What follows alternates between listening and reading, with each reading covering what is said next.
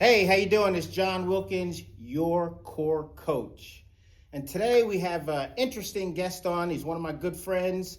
I'm going to let him introduce himself. Thanks, John.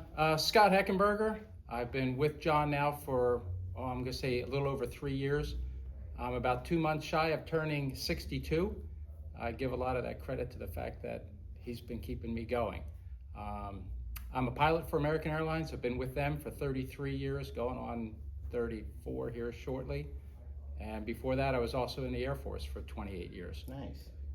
So I didn't realize that 28 years in the Air Force. Yeah, well, a lot of that was at the same time. So I was active duty for 6 years, a reservist for 22, adding up to 28. So after 6 years with the Air Force, then I went to American, and I was still an Air Force reservist for another 22. Gotcha. And then you were on the board of. I was a member of our pilot union, the Allied Pilots Association here in New York, and I did that for 8 years. Nice. And could you? The 8 years is only the 8 years, right? I couldn't do any more than 8 years. Right. Awesome. Yes. Awesome. So we got quite a bit of accomplishments here. Yes. You know, what I want to get into, I wanted to do a deep dive into kind of like a little bit of your history of your shoulder. Okay. Scott had shoulder surgery. He came to me to kind of protect his shoulders. Mm-hmm.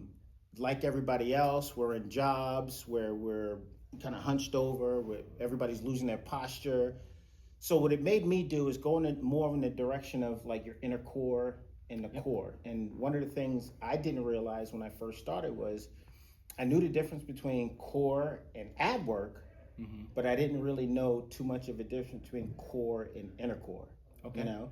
So when I started seeking out all this information, I didn't want to go to regular people. I went to a lot of physicians, doctors, chiropractors, physical therapists to kind of arm myself with the language and also the wisdom, the divine wisdom about the body to go out and teach people, you know? Yes. So one of the things I did was my wife and I did about 1.5 years traveling all over the place, getting, testimonials and just kind of figuring out, what people knew, what they didn't know, what they were associating with.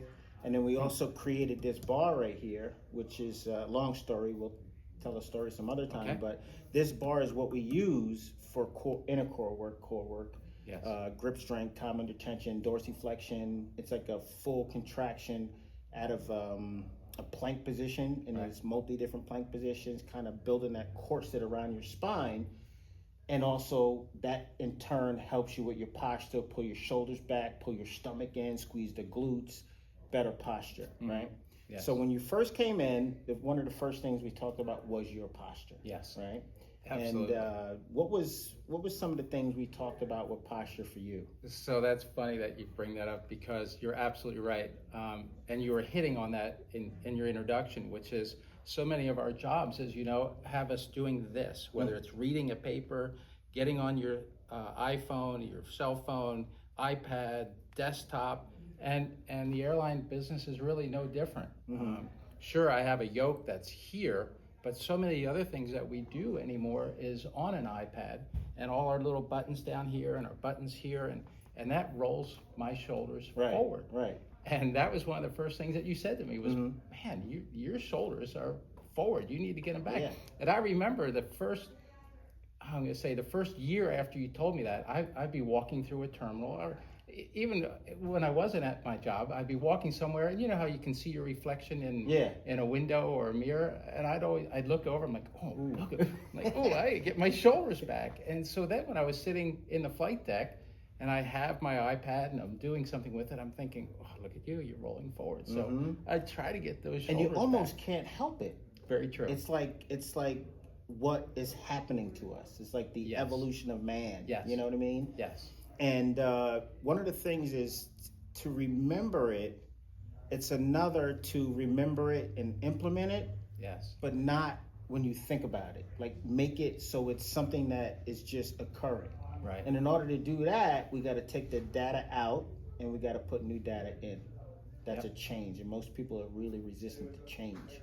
They know it, they want to do it, but Right. So on a further scale, in the 70s, now these people are doubled over, they're crippled over, they're pulling forward. Right. Now we're affecting the neck, we're affecting the way we walk, because now we shuffle, because we're not dorsiflexion and pushing off, we're not standing up straight, and then what I didn't realize is we start having eye problems. You know, because now we're down here looking up. So it's constant strain on the eyes. I talked to a eye doctor, and he was like, I was like, hey, what's happening with people's posture, you know? And he actually knew something about it. And I was like, wow, this is great. Tell me more, you know? So what I'm doing right now is I'm just getting out there, and I'm like, I have you on because you had a shoulder surgery, right? And one of the things is prior to the shoulder surgery, we're working on a posture. Right. Once you realized that you needed shoulder surgery, what we did to prepare you for it. Right. You know? So tell us a little bit about that. So you've helped me through two major events in the last couple of years. The first one was when I went down to hike Machu Picchu. Right. You got me in great shape for that. Legs, ab, core, the whole bit. And that was fantastic. And you went with your daughter. I went with my daughter Kate. Yes. Great experience, right? It was fantastic. I know I you've highly seen the pictures recommend too. it. It's Oh awesome. my gosh, it was great. Yeah. So you really got me ready for that, which was fantastic. And then about a little over a year ago, I was having some problems with my shoulders, and we were talking about it as I was in here. And I went to an orthopedic surgeon. We did an Dr. MRI. Sean Dr. Sean, Wilkerson, who was on. He's 2 weeks ago. He's on. Yep, he's one of your clients, a very good friend of mine also. I went to him, he did an MRI, and I'll never forget the phone call that he gave me. So somewhere on a trip, and he gives me a call, he goes, Scott, I've got some bad news. I go, what do you mean you have some bad news? He goes, you have a complete separation of your, I think it's the supraspinatus tendon. Yeah. I go, okay, what does that mean? He goes, first of all, I'm really not sure how you're doing what you're doing, because most people with that condition, this isn't a tear. You have a complete separation. Wow. Yes. So he goes, most people, their arm really would be functional. So I believe it's through everything that we've been doing in here that allowed the other muscles that surround that to keep my arm going. Yeah, they encapsulize. Yes. Right? Yes. So when you're, real quick, when you're coming forward, right, it's called kyphosis. Okay. Right? So we're curving forward. That shoulder naturally sits in the rotator cuff like this. Now we have it turned a little bit. Right, so we're doing everything, and this ball is in the wrong spot. Yeah. And we could do that a little bit every single day for 20, 30 years. Okay. Right? So once that happens, everything curves forward, we get tightness in the chest. So the stretches that I gave you was to put the arm up like this, not only get the stretch in, but rub the pec out so we lengthen those muscles. Right? And then one of the things I always say is if I took a string and I tied it from the ceiling to the floor, and I put a knot in it, would it touch the floor? No. Not anymore. If Right. if I took another knot. So now this pec is riddled with knots. Right. So we have to curve forward, and we have to sit in the wrong spot. Yes. Even if I'm reaching out here or doing something or twisting something, we're in the wrong spot every single day, all day long, even when we sleep. Right. So to correct that is what? Takes a lot of time, a lot of remembering, a lot of, you know what I mean? Yes. So then you were told that you needed the surgery, right? Yes. Yep. So Sean says, look, you have a choice. One, we cannot do the surgery, and in about 2 years, you're going to need a complete shoulder replacement, or we can do the surgery now. So that's what we did. The surgery was October 23rd of last year, so I'm a little bit beyond 6 months post-surgery. The strength is good. I'm still working on the flexibility, the movement of the arm itself. But I really believe that two things. One, the strength that we built in my shoulder area prior to the surgery was enormously helpful in allowing me to do what I was doing prior to surgery. But then post-surgery, the strength post-surgery has never been a problem. Right. It's really just getting the movement, motion, and that flexibility of that shoulder. Right. And that's a matter of, because I know he told me, and he's also told you, there's like a 6-month healing process. 6 months probably, for everything that he did with the surgery to heal. He told me right off the bat that I was going to be 6 months to a year before I was normal. Right. What is normal? Right, the new norm, whatever. Sure. But so we're at the 6-month point. And again, I think my strength is good. I just got to keep working on that flexibility. And then we had that problem prior to the surgery. I did, and as you said, I've always been tight in my shoulders, and trying to lengthen this muscle is a challenge. I'm talking 60 years of this.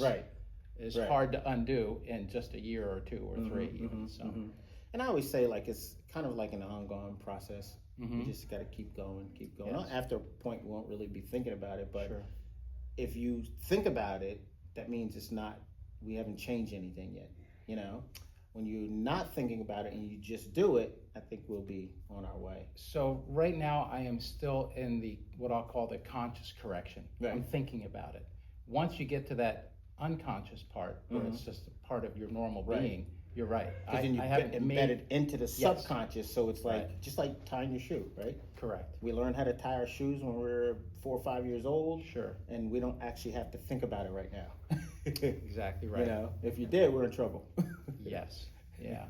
So I'm still in the conscious part. I know I have a problem, and I'm consciously thinking about trying to correct step it. number one. I need to get to that next step. Where first is activating, and then getting it done. Yeah, exactly. Awesome. Well, I have 5 questions for you today. Okay. All right. So a lot of these things that we're trying to apply what we do in here to everybody's life, right? Okay. We got kids in here from 7 years old, and I train guys all the way into their 80s. Yes. So we're very, we're broad spectrum here, Sure. And when I talk about core and inner core, I talk in terms of what everyone needs, not, you play a sport, so you need to do this. I need to do a different core than you need a core. We all have the same core, you know what I mean? Yeah. And to actually build that core and the center around that spine and everything off of it, we all have those same muscles.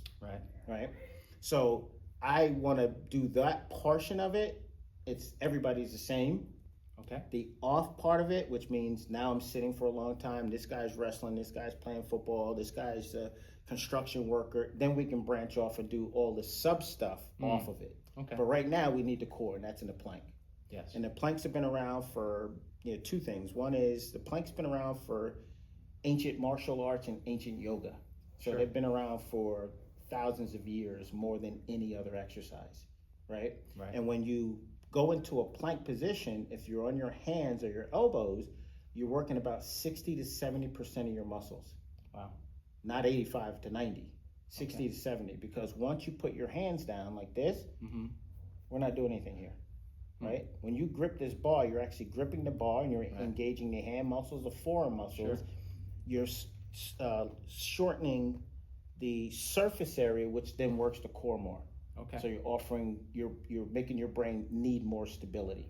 Yeah. When you're on your elbows, the same thing. You're not grabbing anything. Right. Sure. So we get in that position and we hold a plank for time. Okay. After we hold the plank for time, we get good enough to do a reverse plank. Then we'll get good enough to do a side plank, and then we'll do the other side, and that completely builds the whole cylinder, which is a corset around your spine, which are the most multifidus muscles. Okay. And then down below, you got the pelvic floors. Then you have the internal obliques. Then you have the transverse abdominis, which is all your rotational stuff. And then you have the diaphragm. And the diaphragm is really important because nobody really knows what it is. They say it's just for breathing. But the diaphragm creates respiratory pressure. So respiratory pressure pressurizes the length of the spine. So on impact, if I run, if I jump, that I don't just land and my spine collapses. There has to be some sort of pressure for a football player, a baseball player, and most people don't know that. So that's what we do in here, you know? And that's why we can encapsulate, build all those muscles together, make the brain associate everything. That's called type 2 training rather than one-dimensional, like just a squat and the bench press and all that stuff, Sure. So now that I educated you on that, and we've talked about this 1,000 times, we told these guys on YouTube, I want to go through these questions, right? Sure. And that part of it is what we talked about is really how I want you to answer. Okay. You know what I mean? I do. All right. Awesome. All right. So the first question is, how does physical fitness impact cognitive performance and decision-making in the cockpit during a long-haul flights? So I've heard recently that sitting is like the new smoking. Mm-hmm. And we do a lot of that when we're flying, whether it's short haul domestic or long haul international. A lot of what I'm doing right now, Right. sitting here, Right. and I believe that if you don't have good nutrition and then good developmental skills here, that's really going to cause you long-term problems. So Right. combining those two, I believe, really helps with my cognitive skills. Right, absolutely. So reaction time. Yes. You know, staying physically fit by what we do here, trying to be nutritionally conscious of what I'm eating. and especially because you're traveling. I'm traveling everywhere. Yeah. And I'm in a lot of hotels. Is the and food right? The food is right if you make it right. Right. You know, you can certainly choose to have a cheeseburger every time you're out on the road, or you can be a little bit more smart about what you eat and drink, so that you're helping yourself each day that you're flying. Right. You're either going to be on the front side of the clock, like what we are right now, it's daytime, or the back side of the clock. And we know that that's really hard on your body when you're on the back side of the clock. I'm an early morning person, so I choose to fly early morning. Right. What that means, though, is a lot of the time I'm getting up at 3:30, 4 o'clock in the morning. That's really not front side of the clock. It's still back side of the clock. Right. But staying physically fit, being nutritionally fit, gives me the cognitive skills to do my job. Perfect. That was a good answer. Thanks. Good answer. Thanks. All right, let's go on to number 2. We talked about it already. We talked about the core work and all that stuff. So this kind of answers the same thing, but I'll briefly go through it anyway. What specific physical conditioning routines or exercises do you recommend for pilots to maintain their stamina focus during flights? And it's kind of like what we just talked about. Don't give up on the opportunity to stay physically fit. So for me, like I said, I'm the early morning guy. So I'm your first departure of the day. We're leaving LaGuardia or Newark or wherever at 6 in the morning, 7 in the morning. But then I'm getting to my destination after a leg, 2 legs, maybe 3 legs in a day. Ooh. I'm getting to my destination maybe around 3 or 4 o'clock in the evening.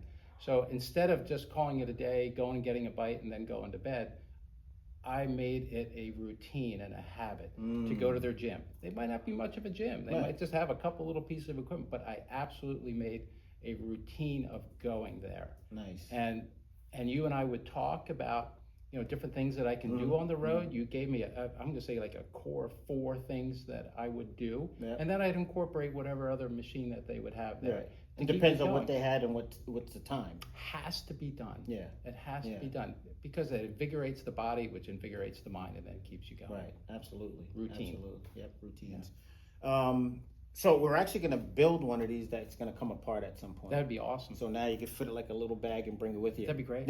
That'd really be great. Yeah, we got the engineer working on because that now. I mean, I could get it through, flying. I could get it through TSA. They might, kind of wonder what the heck this is all about. Yeah. But for the average person like yourself, if you showed up at TSA with something like that, they might not be too happy. No, they told me to check it. If you can take It's a that weapon. apart, They said, that's check awesome. it. I was like, that okay. that would be awesome. All right. So, can you discuss any personal experiences where you where your physical conditioning made you significant difference during a challenging flight situation? So, what's that movie that came out where the pilot had to land the plane in the water and all that stuff? Sure. Sully Sullenberger, right? Yes. Yeah, Miracle on the Hudson. Right. I mean, so you didn't have anything like that? That's truly amazing. No, if I did, I wouldn't be sitting here with you today. I'd have millions of dollars. No, I mean, what he did was, there were multiple things that he did. It was just amazing. First of all, the thought process to say, I'm going to land in the Hudson is something that we never, ever even train for or think about. We're always thinking, I'm going back to the runway. How can I get back there? When he made that decision, I'm going there, that was stunning to the majority of the pilots. I have never had anything to that degree. Like I said, I flew 28 years in the Air Force, different aircraft, whether it was supersonic airplanes or large cargo jets. And then at American, I've flown just about everything that they have. Okay. I've been on a 727, a 737, 757, 767, 777, and our A300. So I've been through a lot of them. But I've never had that kind of experience, but here's something that I would say. Every time that I get in the jet, I believe it's my experience of years, keeping myself in shape. Yep. So my cognitive So you're skills. alert. Yep. My cognitive skills, my physical skills, that keeps anything that would happen like that at bay. Right. So that Or at least you got a fighting shot. Absolutely. Because I'm functioning. Yes. You know? Yes. Nice. Yeah. I've Because had, you're in the air. right. The options are not just pulling to the side of the road right. and waiting for flat AAA tire. to come and pick you up. Right. No. So every day that you get in the jet, you have to consider how am I today? And doing what we're doing keeps me better than most. And you know, it's a funny thing. You just said that. Every time I get on a plane, I think to myself, what is the condition of that guy?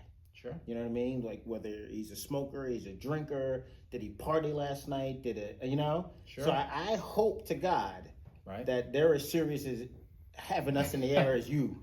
Thank you for that. So think about that. When I started at American in '92, the generation prior to me, the captains at that time, when I was the brand new guy, the captains at that time that were, gosh, really only in their late 50s, because when I got hired, you had to retire at 60. So a senior captain was 55 to 60.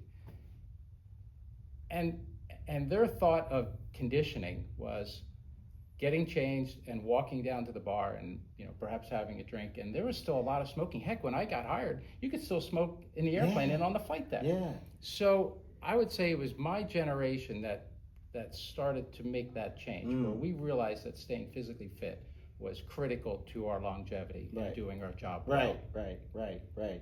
And as you see, you can't fly a plane with a shoulder.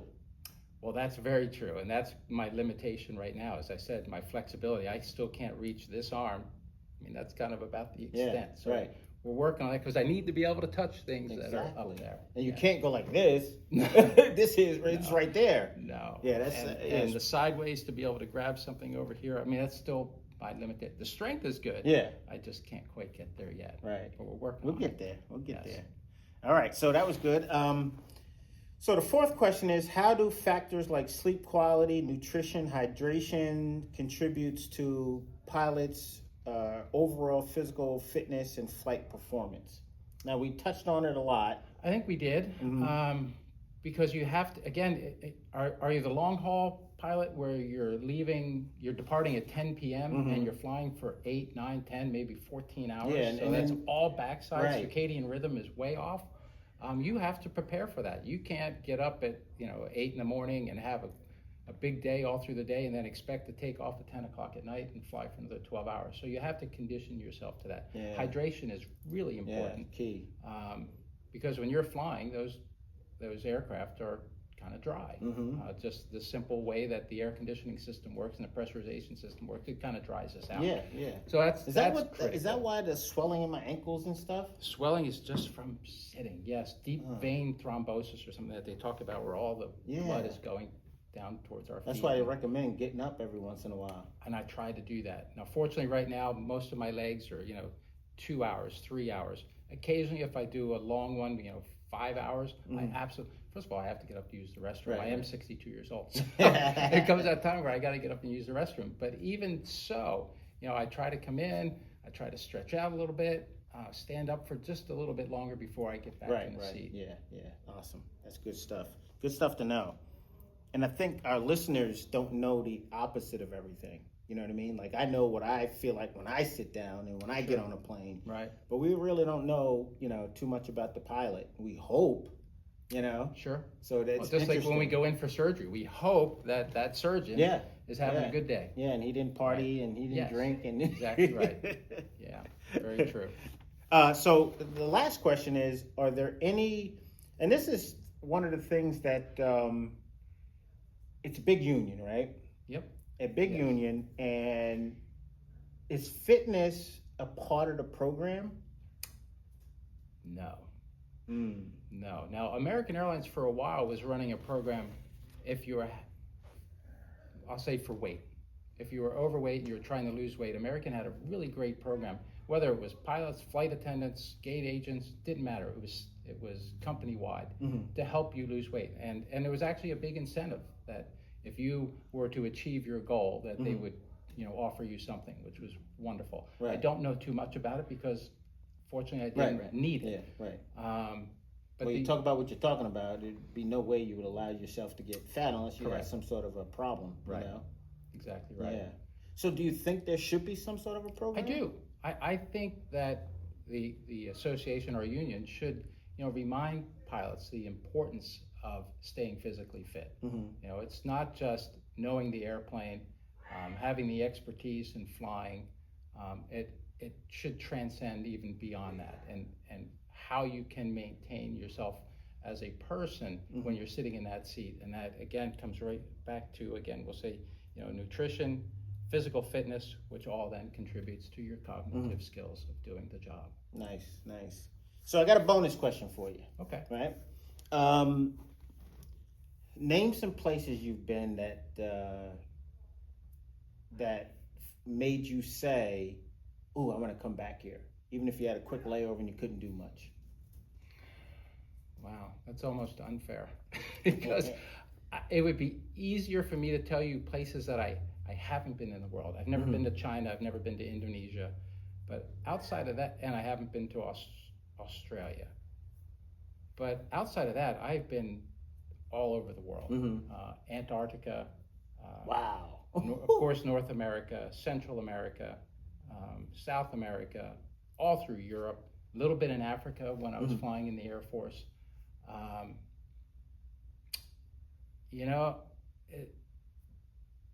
I love Europe and I love Germany for my heritage. Last name Heckenberger, and I love the people and I like the food. So first time I ever went to Germany, I knew that was a place I needed to bring my wife. Oh, nice. Yes. Nice. So whether it was Germany or Austria, Switzerland, that whole environment was a place that I knew I really wanted to go back to. Did you ever go to the Maldives and all that stuff, or Maldives or whatever they call it? Parts. Very unique area. Yeah. That was with the with the Air Force. Okay. Yeah. And then I'm sure you flew to Costa Rica. These are all the places I want to go to. Yes. Costa. My daughter Kate was just there with our granddaughter Ava. Oh, Ava yes. Also one of your clients. Yeah, we got Ava and Aiden. Yep. Aiden is 8. 8. So when I look up and you say 6 to 80, yeah, Aiden is 8 and Ava is 11. Yeah. And they religiously come one day a week. Yep. And they're doing good. They realize the benefits that they're deriving from what you're teaching them with their wrestling program. Right. Because they can actually tell me, this particular exercise helped me with this. And he's 8. Absolutely right. Yep. It's incredible. Yes. Yeah. It's been outstanding for them. But it's been great for me too. And again, I'll take it back to when I started with you, and you talked about my posture and my arms rolling forward, and you touched on it a little bit, and that was the neck. Yeah. And you're right, because I would, again, I'm going to go back to, I would glance, when I could see my profile, I'm like, oh my gosh, I am that person with your neck forward. I've really got to get that posture back. Tuck that chin a little bit. So that when I am 80, I'm not walking like that hunched over person with the old man shuffle. Yeah. So it's been great for me. Yeah, good. Absolutely great. So, yes, we're going to wrap it up. Okay. Tell everybody, what you took from our actual workouts and how they could be beneficial to everyone else. So, I've been watching the bar go through its processes, and we've been doing this now for a little while, and it's been phenomenal as far as building my strength. You've talked about your time under tension, and that's critical for no matter if you're a wrestler or just someone like myself.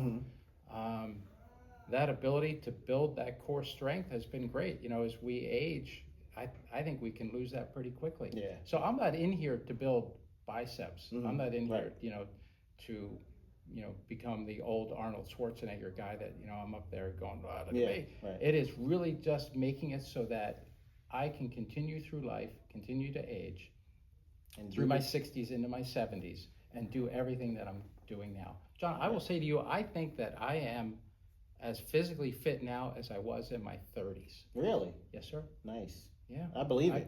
I really feel it. It's Yeah. There isn't much that barring this shoulder issue right now, there's nothing that I can't do now that I was doing when I was in my 30s. Right. And I contribute all of that to what we've been doing over the last 3 years. Yeah, because when we first started, I mean, you had a lot of breaks. Now I could just push you to the limit. Yes. You know? Yes. And you notice, like, when you're in a room with some younger kids, that you're actually looking at them going, oh my God, he stopped 8 times. Yeah. I know. Yeah. I know. It's very And then true. people look at you and go, how old is that guy? You know? So a lot of it just isn't physical either. A lot of it's mental. So we go with the physical part, then we go to the mental part, then we go to the emotional part. Like, why am I doing this? You know what I mean? Like, I had a kid quit today. Plays on the football team, really good high school. Yeah. He's going to be the starter next year, and he actually quit today. Wow. He just didn't realize what it took for him to get, he'd rather go squat and then sit for a little while. Right. And he can still squat. It's just, we got to have some base, you know? Sure. You got to have a chassis built up enough to support that muscle. Yeah. And he said to me, I looked at your Instagram and I see little kids on it. I see adults on it. I see some really high level. I thought to myself, how hard could it be? Yeah. He couldn't finish one exercise. I remember when we started the plank walks. It was a challenge. Yeah. It was a challenge because your body wasn't used to doing something like that. Yeah. And the amount of time that it would take and the tension that it is, whether it's in your arms or right down through your core. It took some time to be able to do that. But man, what that has done for me has been great. Yeah. Awesome. Plank walks, forward, backwards. Yep. Jumps, froggers. Froggers, Yeah. yes. Yeah. So what mountain you getting ready to climb? We got to get you ready for another one. You know, I just got blessed. You know, we were just, as I was telling you, we were out in Yosemite, and I did a hike with a guide out there. It was an 8-hour hike from start to finish, and I was good for it because everything that you helped prepare with my legs was great. And I think our guide was probably in her late 20s, and we got to the top of that hike. She said to me, "You were one of the very few that can do what we just did in the time that we did it." Nice. And she said, "How old are you again?" I go, "I'm going to be 62. She said, "Very unusual." Awesome. It's all from here. Yeah. Yep. Awesome. Thank you. Scott, thank you so much very for coming John. on. Absolutely. And I'm sure people got tons of questions, and I'm sure people want to know a little bit more and elaborate. So as we get the comments, we'll bring you back on and answer those questions. All right. Happy to be here. Again, God bless. Thank you. Happy Easter. Happy Easter and to thank you. you for coming on. You're very welcome. All right. Thank you.